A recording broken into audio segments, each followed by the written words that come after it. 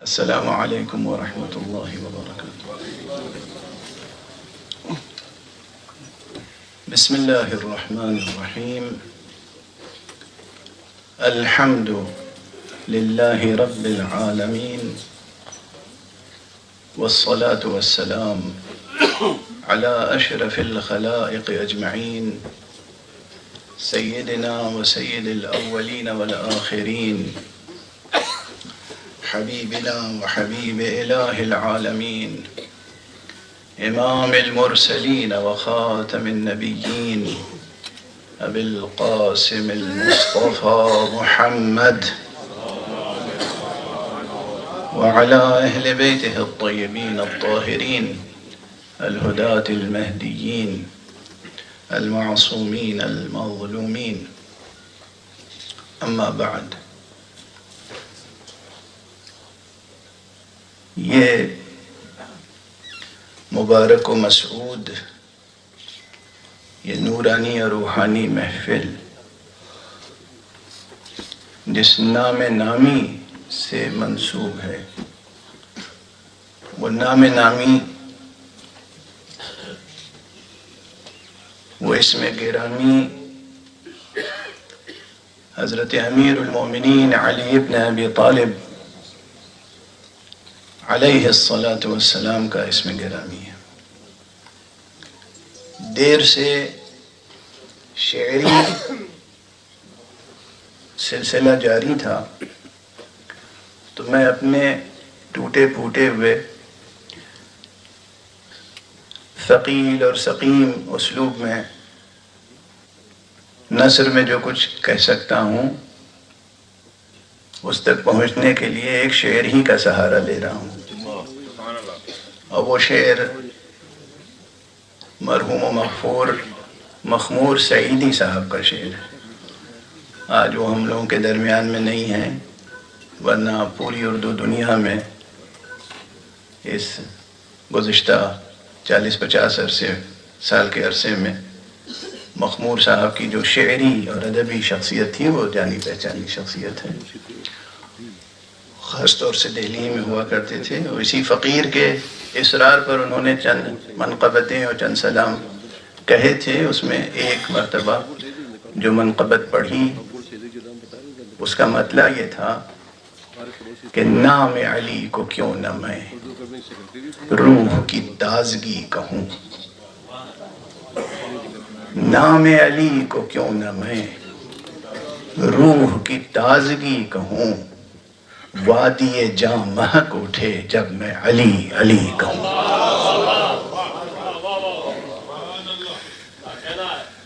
جب انہوں نے یہ منقبت ارشاد فرمائی تو میں نے ایک جسارت ضرور کی۔ میں نے کہا کہ مخمور صاحب آپ استاد شاعر ہیں اور مکمل شاعر ہیں، آپ نے بہت خوبصورت اور بہت معنی خیز مطلع ارشاد فرمایا، لیکن اگر آپ اجازت دیں تو آئندہ میں اس کو ایک لفظ کے تصرف کے ساتھ پڑھوں گا، اور وہ یہ ہے کہ نام علی کو کیوں نہ میں روح کی زندگی کہوں، وادی جاں مہک اٹھے جب میں علی علی کہوں۔ حقیقت امر یہ ہے کہ حضرت امیر المؤمنین علی ابن ابی طالب رضی اللہ تعالی عنہ وکرم اللہ وجہہ وعلیہ الصلاۃ والسلام، یہ تینوں میں نے فقرے استعمال کیے، اور یہ صراحت کر دوں کہ یہاں پہلا فقرہ جو تھا، جو میں نے عرض کیا رضی اللہ تعالی عنہ، یہ دعائیہ نہیں تھا، اخباریہ تھا، یہ انشائیہ نہیں ہے، خبریہ ہے۔ یہاں پر یہ وہ شخصیت ہے جس سے اللہ نے اپنے راضی ہونے کا اعلان کر دیا ہے۔ یہ ہماری دعا کے مستحق محتاج نہیں ہے، منتظر نہیں ہے، حالت منتظرہ نہیں ہے کوئی۔ اللہ ان سے راضی ہے، یہ اس سے راضی ہے، بلکہ اپنی مرضی، اپنی رضا آپ کی ایک شب کی نیند کی قیمت میں ادا کی ہے۔ قرآن مجید کی آیت ہے، جو لوگ علوم القرآن پر نظر رکھتے ہیں اس میں ایک اہم علم ہے، علم شان نزول۔ شان نزول کی کتابوں میں قرآن مجید کی کون سی آیت کب کس واقعے کے ضمن میں نازل ہوئی، اس کی وضاحتیں کی گئی ہیں۔ چنانچہ جب امیر المومنین علی ابن ابی طالب علیہ السلام شب ہجرت، جس کی طرف ہمارے پروفیسر اختر الواسع صاحب نے اشارہ فرمایا، شب ہجرت حضور نے حکم دیا اور حضرت علی نے کہا ٹھیک ہے آپ تشریف لے جائیں ہجرت پہ، میں سو جاؤں گا آپ کے بستر پہ۔ یہ جو ایک شب کی نیند تھی، حقیقت میں جسے کہتے ہیں کہ تلواروں کے سائے میں جو نیند تھی، یہ اتنی پسند آئی پروردگار کو کہ اس نے آپ کی شان میں آیت نازل فرمائی اور اپنی رضا حضرت کو بخش دی۔ تو یہ وہ رضی اللہ تعالی عنہ ہے۔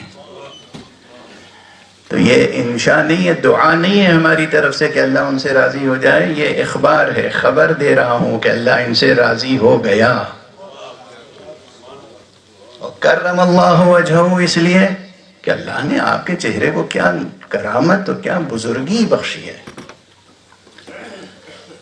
ایک کرامت و بزرگی جو تمام علماء اسلام بیان کرتے ہیں وہ یہ ہے کہ یہ وہ پیشانی تھی، یہ وہ روح مبارک تھا جو کبھی کسی صنم کے آگے جھکا نہیں۔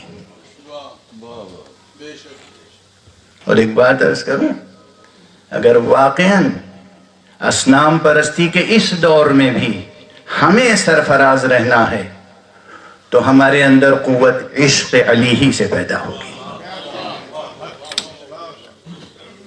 معرفت علی، عشق علی، عشق قوت ہے، زندگی ساز قوت، حیات آفری قوت۔ اکثر میں عرض کرتا ہوں کہ یہ جو ہمارے کلاسیکی شعراء نے اور ادباء نے عشق کے موضوع پر غزلیں کہیں، مثنویاں کہیں، قصیدے کہے، عشق کا فلسفہ بیان کیا، یہ عشق زندگی ساز اور زندگی آفری اور بہشت ساز اور بہشت آفری عشق ہے۔ تو آپ کا عشق ایک بت شکن کا عشق ہی وہ ہو سکتا ہے جو بت پرستیوں کے ہر دور میں انسان کو ہمت دلاتا رہے، حوصلہ دلاتا رہے۔ اس لیے آپ کرم اللہ وجہہ، کبھی کسی بت کے سامنے آپ نے سجدہ نہیں کیا۔ دوسرا سبب، کون ہوگا جس کے چہرے کی کرامت کی قسم کھائی جائے سوائے اس چہرے کے جس کے لیے رسول اکرم صلی اللہ علیہ وآلہ وسلم نے ارشاد فرمایا النظر الی وجہ علی عبادہ، علی کے چہرے کو دیکھنا بھی عبادت ہے۔ کیا کرامت ہے، کیا بزرگی ہے، کیا بزرگواری ہے۔ یہ تو کرم اللہ وجہہ کے تعلق سے۔ ہمارے اس دور میں بعض ایسے حضرات جن کا مطالعہ کم ہے، میں یہی کہہ سکتا ہوں بہت ادب کے ساتھ اور احتیاط کے ساتھ، جن کا مطالعہ کم ہے، وہ بعض دینی مدرسوں کی ابتدائی تعلیم حاصل کر کے اور وہ اپنی ایک شناخت پیدا کرنے کی کوشش کرتے ہیں، لیکن حقیقتاً مطالعہ کم ہے۔ وہ اور پھر فرقہ پرستی اور فرقہ واری کی جو ہوا ہے اس میں بھی کچھ نہ کچھ وہ اس سے متاثر ہیں، تو اکثر اعتراض کر دیتے ہیں کہ علی کو علیہ السلام کیوں کہیں گے، علی کو علیہ السلام کیوں کہیں گے۔ میں عرض کرتا ہوں، پہلی بات تو یہ ہے کہ آپ خود اپنے بزرگوں کی کتابوں کا مطالعہ تو کر لیجئے۔ امام بخاری نے حضرت علی کے نام کے ساتھ علیہ السلام لکھا ہے، امام مسلم نے حضرت علی کے نام کے ساتھ علیہ السلام لکھا ہے۔ بخاری کے شارح، بلکہ اکثر شارحین، انہوں نے جہاں حضرت علی کا تذکرہ آیا ہے کہیں رضی اللہ تعالی عنہ لکھا ہے، کہیں کرم اللہ وجہہ لکھا ہے، کہیں علیہ السلام بھی لکھا ہے۔ اور علماء اسلام میں، بزرگوں میں اکثریت ان کی ہے جو علی کو علیہ السلام لکھتے آئے ہیں۔ اپنی کتابیں تو پڑھ لیں۔ تو اس لیے علیہ السلام کا مسئلہ بھی کوئی ایسا ایشو نہیں ہے جسے آپ اختلاف کی بنیاد بنائیں۔ اللہ کی طرف سے سلامتی. جو اللہ کی راہ میں جان دے دے، اگر اس پر اللہ کی طرف سے سلامتی نہیں آئے گی تو کس پر آئے گی؟ یہ تو تمہیدی کلمات تھے جو میں نے عرض کر دیے. وقت چونکہ محدود ہے اس لیے بہرحال گفتگو کو بہت، یہاں بزرگان تشریف فرمائے، پروفیسر اختر الواسع صاحب نے تو بہت اختصار سے کام لیا. پروفیسر خالد محمود صاحب میرے استاد ہیں، اور جناب شکیل شمسی صاحب ماشاءاللہ بہت اچھے صحافی اور شاعر ہیں. اور اس بزم میں جو حضرات تشریف فرما ہیں، بہت سے وہ چہرے ہیں جو علم اور دانش اور ادب اور شعر اور تفکر کے نور سے منور اور روشن چہرے مجھے نظر آ رہے ہیں. تو بہت کچھ آپ کی ذہانتوں پر بھروسہ کرتے ہوئے اختصار کے ساتھ عرض کروں گا. جو عنوان مقرر کیا گیا میرے لیے، وہ عنوان یہ ہے کہ امیر المومنین حضرت علی کا فلسفہ تعلیم. یہ موضوع بہت اہم ہے، بہت اہم ہے، اور حضرت علی کے نام نامی کے تعلق سے یہ اور بھی معنی خیز اور فکر انگیز ہو گیا ہے. کیونکہ ابھی حدیث آپ نے سنی، پروفیسر اختر الواسع صاحب نے ارشاد فرمائی حدیث، حضور علیہ الصلوۃ والسلام نے فرمایا ہے انا مدینۃ العلم وعلی بابها، میں شہر علم ہوں، میں شہر علم ہوں. یہ بھی عرض کر دوں کہ مدینے کا ترجمہ صرف شہر کرنا بھی ایک کند ترجمہ ہے، نا رسا ترجمہ ہے. مگر بہرحال آپ مدینہ علم ہیں، وہ علی بابہ، اور علی اس کے در ہیں. جو باب شہر علم ہوگا، اگر اس سے ہم فلسفہ تعلیم نہ لیں گے تو کس سے لیں گے؟ چاہے فلسفہ علم ہو اور چاہے فلسفہ تعلیم، دونوں میں ذرا فرق ہے، بلکہ کافی فرق ہے. ایپسٹیمولوجی سے لے کے اور پیڈاگوجی تک تو بہت فرق ہے. تو فلسفہ علم ہو، چاہے ایپسٹیمولوجیکل ایشوز ہوں، اور چاہے وہ تعلیم، چاہے ابتدائی تعلیم کی بات ہو، چاہے ثانوی تعلیم کی بات ہو، چاہے اعلیٰ تعلیم کی بات ہو، تعلیمی تفکر کا زندہ رہنا معاشرے کے زندہ رہنے کی ایک پہچان ہوتی ہے. اور بہت بڑی مفصل بحث ہے جس میں فلسفیانہ نکات بھی ہیں اور اخلاقی بھی. اس کو سمیٹ کے ایک جملے میں عرض کرنا چاہ رہا ہوں اس وقت. دیکھیے، یہ تو خدا ہی جانتا ہے کہ ہم اور آپ انسان ہیں یا نہیں. بہت پیارا تو نہیں گزرا یہ جملہ؟ یہ تو خدا ہی جانتا ہے کہ ہم اور آپ انسان ہیں یا نہیں، مگر انسان بننے کی کوشش تو کرتے رہنا چاہیے. اور انسان بنے رہنے کی کوشش بہت بڑی ریاضت ہے.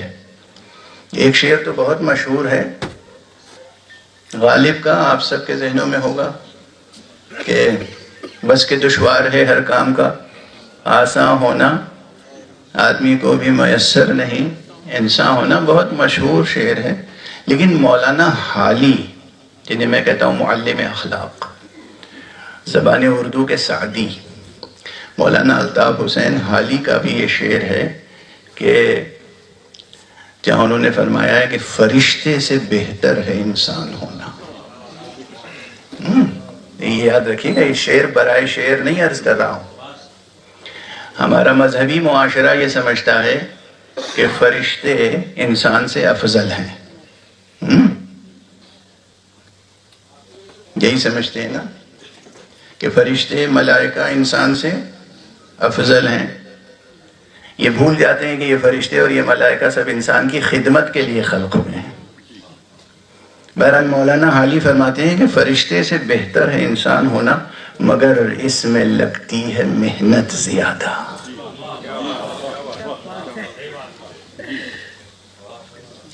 تو انسان بننے میں اور انسان بنے رہنے میں بہت محنت لگتی ہے.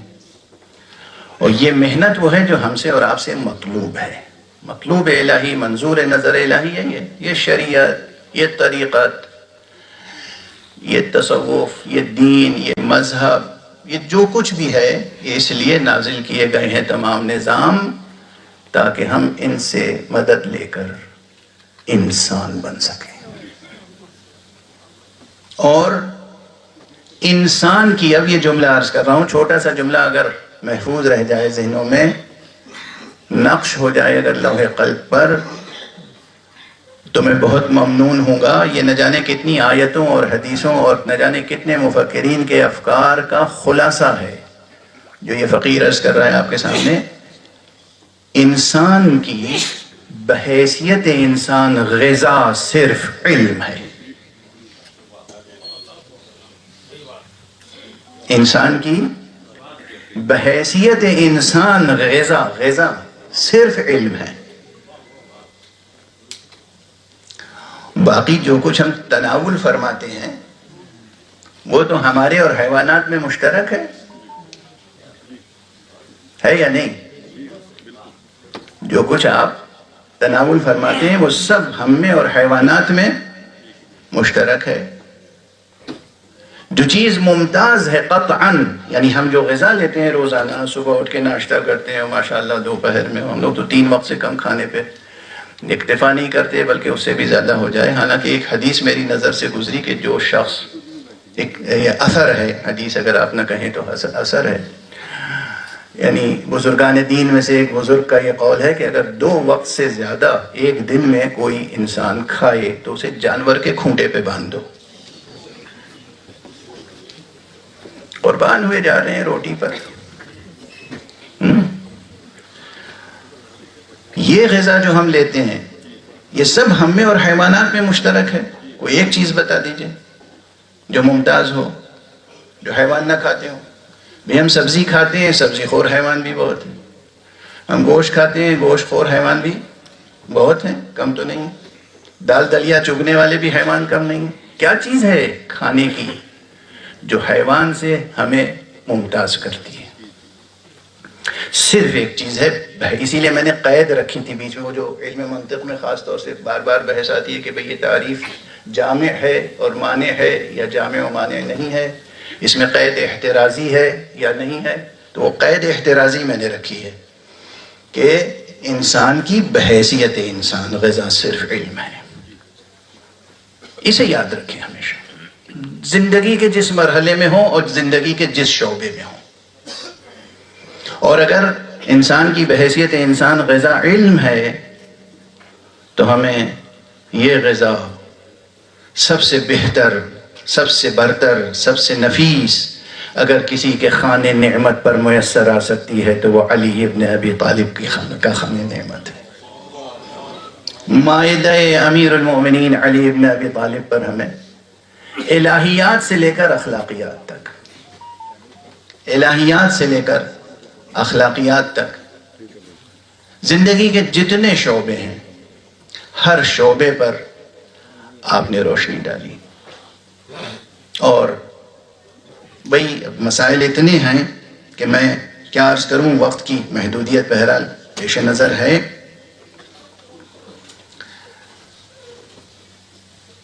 تاریخ اسلامی کا اور تاریخ علوم اسلامی کا اور تاریخ علوم قرآن کا اگر کوئی غیر جانبداری کے ساتھ، طالب علمی کے سچے ذوق کے ساتھ، تحقیق کے سچے ذوق کے ساتھ مطالعہ کرے تو اسے اندازہ ہوگا کہ واقعاً امیر المومنین علی ابن ابی طالب علیہ السلام نے حضور اکرم صلی اللہ علیہ وآلہ وسلم کے ہدایات کے مطابق اور آپ کی زیر نگرانی اور آپ کی تعلیمات اور فرمائشات کی روشنی میں آپ کے بعد ایک پورا نصاب اور نظام بنا کر دیا تھا۔ یہ نہیں کہ کچھ منتشر اقوال ہیں یا پراکندہ کچھ باتیں ہیں، ایک مکمل منظم نصاب علم اور نصاب تعلیم اور علوم قرآنی اور علوم انسانی کی جو درجہ بندی آپ نے کی اور جس طرح اس کو شاخ در شاخ بڑھایا اور پھیلایا اور سکھایا۔ میں کیا عرض کروں کہ اس وقت واقعاً وقت محدود ہے ان تمام تفصیلات کو حوالوں کے ساتھ پیش کرنے کے لیے، یہاں پر ایک چیز اور عرض کر دوں، بہت سے ذہنوں میں سوالات ہوں گے، چونکہ بہت سی حقیقتیں تاریخ سے مٹا دی گئیں، منظر سے ہٹا دی گئیں بہت سی باتیں، اور اب بہت سے لوگ امیر المومنین کے بہت سے کارناموں کو اور بہت سی آپ کی منقبتوں فضیلتوں کو مشکوک قرار دیتے ہیں۔ میں ایک چھوٹا سا جملہ عرض کروں تو اس ایک جملے کو اگر اچھی طرح سمجھ لیں تو بہت سے شکوک و شبہات اور اوہام تو یوں ہی دور ہو جائیں گے انشاءاللہ۔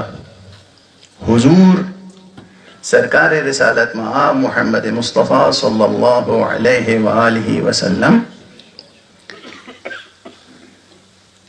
سب سے بڑے معلم انسانیت ہیں، سب سے بڑے معلم انسانیت ہیں۔ آپ سے بڑا کوئی معلم، نہ کوئی معلم توحید ہوا ہے نہ ہوگا، نہ کوئی معلم انسانیت ہوا ہے نہ ہوگا۔ اور اسی لیے تمام مسلمان متفق ہیں اس پر کہ جو بھی آپ کی صحبت سے فیضیاب ہوا وہ نکھر گیا ہے نا، اس پر اتفاق؟ تھوڑی دیر کی صحبت یا چند دنوں کی صحبت یا چند برس کی صحبت اگر بدل سکتی ہے تو آپ اس گوہر شاہوار کے بارے میں کیا کہیں گے جس نے آپ کی آغوش تربیت ہی میں تربیت پائی؟ دیکھیں نا، تقابل اور موازنہ اور اختلاف رائے اور یہ سب اپنی جگہ، ایک طرف ایک شخص ہے جو حضور علیہ السلام سے آ کر ملا، ایک مرتبہ ملاقات ہوئی، السلام علیکم حضور، 10 بوسی کی بیعت کی، چلا گیا، اس کے بعد زندگی بھر آپ کی زیارت بھی اسے نصیب نہیں ہوئی۔ صحابی کی تعریف میں وہ بھی شامل ہے۔ ایک شخص آیا جسے 1 دن یا 2 دن کی صحبت نصیب ہوئی، ایک شخص آیا جسے 4 دن، 1 مہینہ، 2 مہینہ، 1 سال، 2 سال۔ تمام تاریخ اسلام متفق ہے، دوست اور دشمن سب نے لکھا کہ امیر المومنین جب پیدا ہوئے ہیں تو جناب فاطمہ بنت اسد نے، آپ کی والدہ نے، اس بچے کو کس کی گود میں دیا؟ ابو طالب کی گود میں نہیں دیا، محمد رسول اللہ صلی اللہ علیہ وسلم آپ کی آغوش میں دیا، آپ نے اپنی زبان چسائی۔ حضور کی آواز میں اگر تربیت کی تاثیر ہے تو لعاب دہن میں کیسی تاثیر ہوگی؟ اگر کوئی حضور کی بات سن لے، ایک جملہ سن لے آپ ہی کی زبان سے، تو اس کی شخصیت منقلب ہو جائے، اور جس نے ان کے لعاب دہن کو چوس کر زندگی پائی ہو، اس کی حقیقت ذات کی بلندی کتنی ہوگی؟ یعنی یہ سب چیزیں ہو رہی ہیں جو شاعرانہ تخیل ہو، خطیبانہ مبالغہ ہو، جوش عقیدت میں مبالغہ آرائی ہو، نہیں، یہ تو بس تاریخ کی بالکل سامنے کی باتیں ہیں جس پہ سب متفق ہیں۔ پیدا ہوئے، جناب فاطمہ بنت اسد نے اس بیٹے کو پیغمبر کی آغوش میں دیا۔ اچھا، اس کے بعد چند برس، صرف 2 3 4 برس، وہ بھی وہ برس تھے جب حضور علیہ السلام اور جناب ابو طالب کا کنبہ تقریباً ایک ہی گھر میں رہتا تھا، تقریباً، اور اگر الگ الگ بھی مکانات تھے تو ایک دوسرے کے آنا جانا اتنا تھا اور اتنی بار تھا کہ اسے 2 الگ الگ کنبوں میں شمار نہیں کرنا چاہیے۔ لیکن اس کے بعد کچھ یہ ہوا کہ قحط پڑ گیا اور جناب والا وہ تنگی، معاشی تنگی کا دور آ گیا، تو حضور علیہ السلام نے جا کے حضرت ابو طالب سے کہا کہ آپ علی کو مجھے دے دیں۔ خلاصہ عرض کر رہا ہوں، علی کو اپنی تربیت میں خود اپنے گھر لے آئے۔ اب علی ابو طالب کے گھر میں نہیں ہے، اب علی پیغمبر کے گھر میں ہے۔ تو صبح سے شام تک ہر جگہ، ہر لمحے براہ راست تربیت مصطفیٰ میں پروان چڑھ رہا ہے کردار مرتضیٰ۔ اب کیا یہ کردار کسی غیر کے ساتھ قابل موازنہ و مقایسہ ہو سکتا ہے؟ اسی لیے میں ایک بات اور عرض کروں، پھر اصل مطلب کی طرف تو 3 جملے عرض کروں گا۔ حضور کی سیرت، آپ کی تعلیمات براہ راست دہن بدہن، سینہ بسینہ، نظر بنظر، نفس بنفس کس طرح جذب کرنے کا موقع ملا علی ابن ابی طالب کو. اور اس کے بعد صرف یہی نہیں کہ عمومی حالات میں جو کچھ لے سکتے تھے، حدیثیں موجود ہیں کہ بطور خاص حضور علیہ السلام نے فرمایا کہ مجھے حق سبحانہ و تعالی نے یہ حکم دیا ہے کہ میں اس جوان کے سپرد اسرار کروں. اور یہی سبب ہے کہ جتنے سلسلہ تصوف ہیں وہ سب سلسلہ تمام ہوتا ہے جا کر، سوائے ایک سلسلے کے، باقی تمام سلسلے جا کے تمام ہوتے ہیں امیر المؤمنین علی ابن ابی طالب علیہ السلام کرم اللہ وجہہ ورضی اللہ تعالی ان پر. اور اب میں حضرت امام احمد ابن حنبل کا بس ایک جملہ عرض کر کے گفتگو کو اپنے اصل موضوع کی طرف. حضرت امام احمد ابن حنبل، حضرت امام احمد ابن حنبل صاحب مسند اور نہ جانے اور کتنی ان کی کتابیں، ان سے ان کے بیٹے نے پوچھا، جو میں عرض کر رہا تھا نا کہ موازنہ، مقایسہ، یہ بڑے یا وہ بڑے، یہ بزرگ یا وہ بزرگ، یہ بحثیں جو ہے نا یہ ہم لوگوں کو زید نہیں دیتی، اور ان مسائل میں بٹنا نہیں چاہیے، تقسیم نہیں ہونا چاہیے. حضرت امام احمد ابن حنبل سے ان کے بیٹے نے پوچھا کہ بابا یہ بتائیے کہ صحابہ میں فضیلت کی ترتیب آپ کی نگاہ میں کیا ہے؟ حضرت امام احمد ابن حنبل نے فرمایا کہ سب سے افضل حضرت ابو بکر صدیق تھے، ان کے بعد حضرت عمر فاروق، اور ان کے بعد حضرت عثمان غنی، اور خاموش ہو گئے. اتنا 3 نام لے کے خاموش ہو گئے. تو حضرت امام احمد ابن حنبل کے بیٹے نے پوچھا بابا اور علی؟ کہا بیٹے تم نے پوچھا تھا صحابہ میں ترتیب کیا ہے. علی تو اس گھرانے سے ہیں کہ لا یقاس بہم احد، ان سے کسی کا مقایسہ و موازنہ کیا ہی نہیں جا سکتا. علی صرف اصحاب میں سے نہیں ہے، علی اہل بیت میں سے بھی ہیں. 2 عناوین ہیں قرآن مجید میں، اصحاب کی فضیلت بھی بیان ہوئی اور قرآن مجید میں اہل بیت کی فضیلت بھی بیان ہوئی. جو صرف اصحاب ہیں انہیں ایک فضیلت حاصل ہے، لیکن جو اہل بیت ہیں انہیں دونوں فضیلتیں حاصل ہیں، انہیں اصحاب ہونے کی فضیلت بھی حاصل ہے، اہل بیت ہونے کی فضیلت بھی حاصل ہے. تو امیر المومنین علی ابن ابی طالب علیہ السلام کے تعلق سے یہ جو ایک آپ ہر دنیا کے ہر سچے اور اچھے مسلمان میں، ہر سچے انسان میں ایک عشق پاتے ہیں، ایک والہانہ تعلق پاتے ہیں، بلا وجہ نہیں ہے. وہ حق سبحانہ و تعالی کی ایک عنایت خاص ہے علی ابن ابی طالب کے لیے.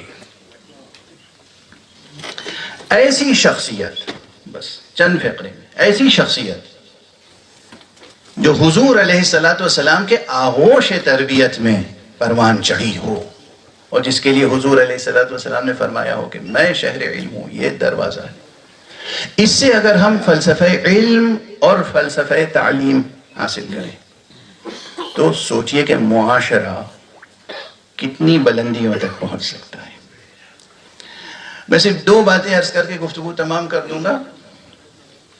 جہاں تک حقیقت علم اور حقیقت نفس انسانی کا تعلق ہے، کیونکہ میں نے شروع میں کیا عرض کیا تھا، ایک جملہ، انسان بحیثیت انسان اس کی غذا صرف علم ہے. اس کے معنی ہے کہ روح انسانی سے اور حقیقت علم سے ایک خاص ربط و تعلق ہے، بلکہ ایک خاص یکسانی ہے دونوں میں. ایک یکسانیت کہہ لیجئے آپ، یکسانیت ہے یا یکسانی کہہ لینا کافی، ایک سنخیت ہے، ایک سنخیت ہے روح انسانی میں اور حقیقت علم میں. یہ کیسے واضح ہوگی اور کس نے واضح کیا؟ اب یہ بھی دیکھیے معلمین کی مشکل کیا ہوتی ہے. جو سچے معلم ہوتے ہیں، جو اوریجنل مفکر ہوتے ہیں، جو فلسفی ہوتے ہیں، انہیں ان کے لیول کا ہی کوئی دوسرا فلسفی کم ملتا ہے. اکثر یہ ہوتا ہے. کر بے آگہی کسے کہتے ہیں؟ ایک آگاہ انسان اپنی آگاہی کو بیان نہیں کر سکتا کیونکہ اس کی بات سمجھنے والا کوئی نہیں ہے سامنے. تو ایک کرب میں مبتلا رہتا ہے. یہ کرب بھی ذات گرامی امیر المومنین میں موجود ہے اور تاریخ میں موجود ہے. عموماً میں کیا عرض کروں، ہندوستان میں گفتگو ہو رہی ہے، دلی میں گفتگو ہو رہی ہے، تو میں عرض کروں کہ اس وقت جو مجھے افسوس ہے، سب سے بڑا صدمہ اپنے دیش کے لیے وہ یہ کہ آج ہمارے ملک میں کوئی ایک شخص ایسا نہیں ہے جو ڈاکٹر سروپلی رادھا کرشن جیسا فلسفی اور ماہر تعلیم. یہ ہے افلاس، یہ ہے غربت، یہ ہے پستی. آج ہندوستان میں ایک شخص نہیں ہے ایسا بڑا اوریجنل مفکر جو ڈاکٹر رادھا کرشن جیسا ہو. Original philosopher, original thinker. ان کی کتابیں تو پڑھیں، اور جس طرح انہوں نے ویدانت سے لے کر اپنشد سے لے کر دوسری تمام کتابوں سے فلسفہ دین کو، فلسفہ توحید کو پیش کیا ہے. بہت مطالعہ کرنے کے بعد عرض کر رہا ہوں، تقریر کا اقتباس نہیں ہے، تحریر کا اقتباس ہے. کم ملیں گے ایسے. اس معاشرے میں ہم کیسے بتائیں، یعنی جہاں کوئی ڈاکٹر رادھا کرشن جیسا نہ ہو، ہم کیسے بتائیں کہ امیر المومنین علی ابن ابی طالب علیہ السلام کا فلسفہ تعلیم کیا تھا اور آپ کا فلسفہ علم کیا تھا. لیکن پھر بھی جد و جہد جاری ہے، کوشش ہے. میں عرض کروں، سمجھانا مشکل ہوتا ہے. فلسفے کی اصطلاحیں، مخصوص اصطلاحیں، اسپیشل جو ٹرمینالوجیز ہوتی ہیں، ان کو بیان کرنے کے بعد دیکھتا ہے آدمی چہرہ کے بعد سمجھی بھی گئی یا نہیں سمجھی گئی. اکثر لوگ اس فقیر پر اعتراض کرتے ہیں کہ زبان بہت مشکل استعمال کرتے ہیں، اور مجھے حیرت ہوتی ہے، جبکہ میرا اپنے بارے میں صرف یہ خیال ہے کہ مجھے تو زبان آتی ہی نہیں ہے. لیکن یہ اعتراض ہوتا ہے اکثر کہ مشکل زبان ہے. اچھا، جو واقعاً اوریجنل تھنکر ہے، فلاسفر ہے، جب وہ بات کرے گا، کس سے بات کرے گا، کیسے سمجھائے؟ اس لیے عموماً بزرگان اس طرح گفتگو کرتے ہیں کہ سمجھنے والا منزل تک پہنچ جائے، جو نہیں سمجھتا ہے وہ بھی کچھ نہ کچھ سمجھ کے جائے. یہ نہیں معلوم ہوتا کہ فلسفی کا لیکچر دے رہے ہیں، معلوم ہو رہا ہے روزمرہ کی زندگی کی باتیں بتا رہے ہیں، لیکن اسی میں کام کی بات آ جاتی ہے. چنانچہ ایک فقرہ میں امیر المومنین علی ابن ابی طالب علیہ السلام کا عرض کرتا ہوں آپ کے سامنے.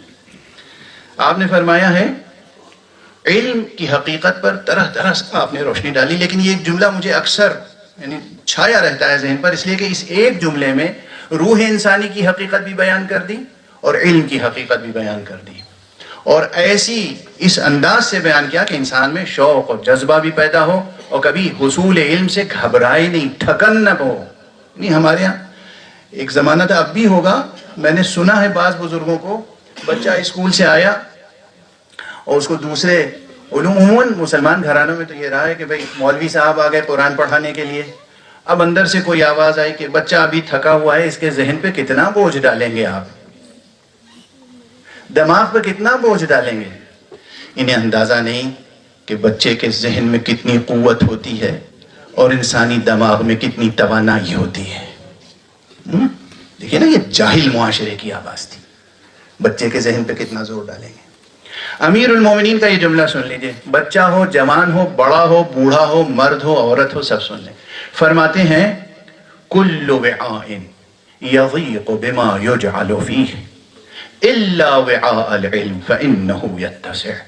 ہر برتن اس کے اندر جب کچھ ڈالا جاتا ہے تو وہ بھر جاتا ہے، لبریز ہو جاتا ہے، اس کی ظرفیت ختم ہو جاتی ہے، مگر ظرف علم وہ ہے کہ جتنا علم حاصل کرتے چلے جاؤ گے یہ ظرف بڑھتا ہی چلا جائے گا،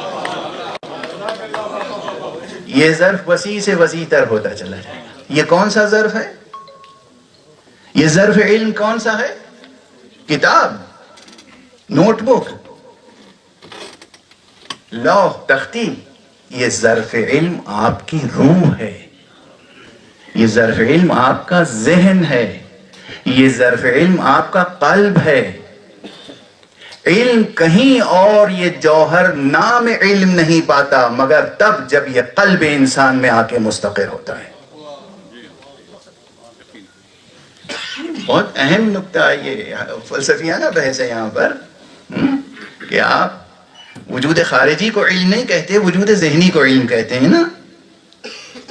ایک جو میں نے دو اصطلاحیں استعمال کر لی فلسفے کی، معذرت، اور کیا عرض کر سکتا ہوں تو یہ انسان ہے، یہ انسانی ذہن، یہ انسانی قلب، یہ انسانی روح جتنا علم حاصل کرتے چلے جائیں گے یہ خود وسیع سے وسیع تر ہوتا چلا جائے گا. اچھا، اسی طرح نہ جانے کتنے اور اقوال ہوں گے، لیکن یہ یاد رکھیے کہ اس ایک قول سے ایک طرف یہ روشن ہوا کہ ہماری روح کا تعلق علم سے ہے اور علم کا تعلق ہماری روح سے ہے. یہ علم جو معلومات ہم حاصل کرتے ہیں عموماً ہم کیا کرتے ہیں، تھوڑے سے معلومات ہوتے ہیں، انفارمیشنز ہوتی ہیں. یہ لوگ جو علم پہ نازاں ہوتے ہیں انہیں تو معلوم بھی نہیں کہ علم کیا ہے. تھوڑے سے معلومات ہوتے ہیں، تھوڑی سی انفارمیشنز ہوتی ہیں جو نہ جانے کتنے غلاف میں ہوتی ہیں. جب تک یہ سب غلاف اتر نہ جائے، تحلیل نہ ہو جائے اور اندر سے جوہر غذائے روح نہ بنے، اس وقت تک علم حاصل نہیں ہوتا. میں بہت معذرت کے ساتھ عرض کر رہا ہوں اور سما خراشی کر رہا ہوں. آپ کی اسٹیج پر اساتذہ موجود ہیں اور اساتذہ کا کام ہے درس دینا. دیکھیے دو الفاظ ہیں، ایک لفظ علم اور ایک لفظ درس، دونوں عربی کے ہیں. درس کسے کہتے ہیں؟ علم حاصل کرنا اور علم دینا. درس اور تدریس، تدریس یعنی پڑھانا. عربی ایٹیمولوجی کا ذوق جو لوگ رکھتے ہیں اس میں بھی بڑی لذت پیدا حاصل ہوتی ہے اگر انسان کو وہ ذوق پیدا ہو جائے. تو جانیں گے کہ درس، دال رے سین، اس کی معنویت کیا کیا ہے. ڈکشنری دیکھیے، علم الاشتقاق دیکھیے. درس کے ایک معنی تو سبق پڑھنا اور پڑھانا ہے. ایک معنی درس کے کیا ہے؟ کوئی چیز جب مٹ جاتی ہے، کوئی نشان مٹ گیا تو اسے کہتے ہیں درسا، مٹ گیا. ارے کہاں تو علم حاصل کرنے اور علم دینے کو کہہ رہے تھے مٹ درسا، اور کہاں مٹ جانے کو کہتے ہیں درسا. یہی نہیں، وہ جو ہم لوگ اب تو ابھی بھی خیر ہے، زراعت کا جن لوگوں نے مشاہدہ کیا ہے قریب سے، جو کھیت سے فصل کٹ کے آتی ہے، گیہوں، دھان، پھر اس کو پہلے جانور اپنے وہ بیل چلائے جاتے تھے، اب مشینیں آ گئی ہیں، مگر ہے تو یہی کہ اس میں سے دانے سے وہ بھوسا الگ کیا جاتا ہے نا. اس عمل کے لیے بھی لفظ درس استعمال ہوا اور اسی سے مشتق کلمہ آیا. یہ سب میں حوالے یوں دے رہا ہوں، کیوں کہ مختلف معانی میں روح معنی تلاش کیجئے. علم حاصل کرنے اور علم عطا کرنے کے عمل کو درس اس لیے کہتے ہیں تاکہ وہ جو کیپسولز کی شکل میں انفارمیشنز ہیں ان کے اوپر جو طرح طرح کے غلاف چڑھے ہوئے ہیں، ایک اچھے معلم کا کام یہ ہے کہ ان غلافوں کو اتار کے جوہر کو رزق جانے طالب علم بنا دے. جو ست ہے، جو علم ہے، جو جوہر ہے، وہ طالب علم کے لیے، اس کی جان نازنین کے لیے رزق بن جائے. تو صرف ایک بار پڑھ لینے میں اور سن لینے میں علم حاصل نہیں ہوتا. اب میں اسی لیے مولا امیر المومنین علیہ الصلوۃ والسلام کا ایک فقرہ، دو تین فقرے عرض کر دوں. آپ نے فرمایا ایک طویل خطبہ ہے فلسفہ علم و فلسفہ تعلیم پر، اس میں فرماتے ہیں الا لا خیر فی علم لیس فیہ تفہم. دیکھو اس علم میں کوئی خیر نہیں ہے جس میں تفہم نہ ہو. تفہم کے کیا معنی؟ افہام و تفہیم و تفہم، یعنی آپ کو اطلاع مل گئی، انفارمیشن مل گئی، بس یہ کافی، آپ نے اسے یاد کر لیا کافی ہے نہیں، اسے سمجھیں. یہ کسی اطلاع کو سمجھنے کا عمل یہ ہے کہ وہ خارجی وجود آپ کے داخلی وجود کا حصہ بن جائے. تفکر اطلاع کو، انفارمیشن کو رزق ذہن اور رزق قلب بناتا ہے. تفکر، تفہم، سمجھیں. رٹنا علم نہیں ہے، تعلیم نہیں ہے، سمجھنا تعلیم ہے. اب یہ وہ باتیں ہیں جو ابتدائی تعلیم سے بھی تعلق رکھتی ہیں. میں نے تو دیکھا ہے لوگوں کو کہ رٹنے پہ سب سے زیادہ زور ہے. جملے زبان پہ چڑھے ہوئے ہیں، الفاظ زبان پر جاری ہیں، ان جملوں اور ان الفاظ کے معانی سے بولنے والے بے خبر ہیں. اور اسی لیے ایک نہایت تلخ جملہ میں یہ عرض کیا کرتا ہوں کہ دنیا میں محبت بھی ہے، محبت ہر زبان پہ لفظ محبت ہے، ہر شخص دوسرے سے کہتا ہے کہ میں آپ سے محبت کرتا ہوں، مگر خدا کی قسم لاکھوں میں کوئی ایک مل جائے جو معنی محبت سے واقف ہو تو سجدہ شکر کا مقام ہے۔ نہیں جانتے ہیں لوگ نہیں جانتے ہیں کہ محبت کس جوہر نورانی کا نام ہے۔ محبت کسی جسمانی کشش کا نام نہیں ہے، محبت پسند و ناپسند کا نام نہیں ہے، محبت ایک جوہر نورانی ہے، یہ لوگ نہیں جانتے۔ لاکھوں میں کوئی ایک مل جائے نا جو معنی محبت سے آشنا ہو تو سجدہ شکر کا مقام ہے۔ تو یہ میں نے ایک مثال دی کہ وہ لفظ جو ہماری زبانوں میں پر عام ہے لوگ معنی نہیں جانتے حقیقتاً، تو پھر اور سوچئے کہ کیا ہوگا۔ اسی لیے امیر المؤمنین علی ابن ابی طالب علیہ السلام کے فلسفہ تعلیم میں سب سے زیادہ جن باتوں پہ زور دیا گیا ہے ان میں سے ایک یہ ہے، وہ بھی قرآن پاک کے تتبع میں، کہ تعقل سے کام لو، تدبر سے کام لو، تفہم سے کام لو، رٹ نہ لو کوئی چیز، سن کے یاد نہ رکھو صرف کوئی چیز، پڑھ کے یاد نہ رکھو، سمجھو۔ یاد رکھنا الگ عمل ہے، سمجھنا الگ عمل ہے۔ اگر سمجھ لیا تو وہ جزو قلب ہو گیا، یاد رکھا صرف تو وہ ذہن کے خزانے میں ایک محفوظ ہے، ایک جگہ پہ۔ بالکل جیسے بچوں کے لیے مثال دے دوں، یہ جملہ عرض کروں، بزرگوں کے لیے تو میں کیا عرض کر سکتا ہوں کہ بھئی یہ پیسہ جو ہے یہ آپ کی جان کا حصہ کیسے بن سکتا ہے؟ پیسہ، روپیہ پیسہ، پرانی بات ہے، بہت 20-40 برس پہلے بھی جملہ کہا تھا، پھر کہہ رہا ہوں، لیکن ضرورت ہے۔ بچوں کو آپ پیسہ دیتے ہیں، وہ پیسہ گر سکتا ہے، کچھ چیز خرید کے اگر وہ کھائیں گے تو پیسہ باقی نہیں رہے گا، لیکن وہ پیسہ جزو جان بن جائے گا۔ ایک ادنا سی بالکل معمولی سی مثال ہے۔ علم کا یہی حال ہے، علم آپ نے اور سکہ جیب میں رکھے رہیں گے، کھنکتا رہے گا، آپ کے کام نہیں آئے گا، چوری ہو سکتا ہے۔ اسی طرح آپ معلومات کا ذخیرہ اگر ذہن میں محفوظ رکھیں گے تو یہ مٹ سکتا ہے، محو ہو سکتا ہے، سہو و نسیان کی آندھیاں اور طوفان اسے اڑا سکتے ہیں، ختم ہو سکتا ہے۔ لیکن اگر آپ نے صرف ذہن تک یادداشت کے طور پہ محفوظ نہیں رکھا، سمجھ لیا اس کو، تو یہ تعقل اور تفہم اور تدبر اور تذکر، یہ وہ اصطلاحیں ہیں جو قرآن نے دی اور جن کی تشریح نبی کریم صلی اللہ علیہ وآلہ وسلم اور ائمہ اطہار نے کی، اور خصوصیت کے ساتھ امیر المومنین علی ابن ابی طالب علیہ السلام نے کی۔ اب ان جملوں میں فرماتے الا لا خیر فی علم لیس فیہ تفہم، دیکھو اس علم میں کوئی خیر نہیں ہے، کوئی بھلائی نہیں ہے جس میں تفہم نہ ہو۔ الا لا خیر فی قراءۃ لیس فیہا تدبر، دیکھو ایسی قراءت میں کوئی خیر نہیں ہے جس میں تدبر نہ ہو۔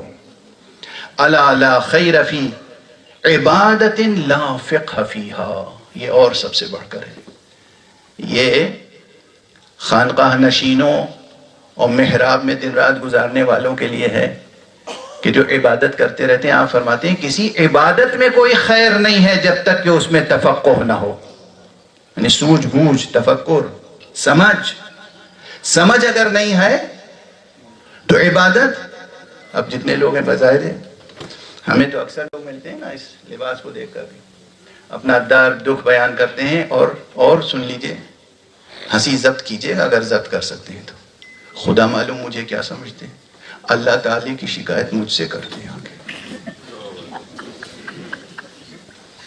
اور بھی کچھ مولویوں کو، طالب علموں کو یا علماء کو یہ تجربہ ہوگا، کس کی شکایت؟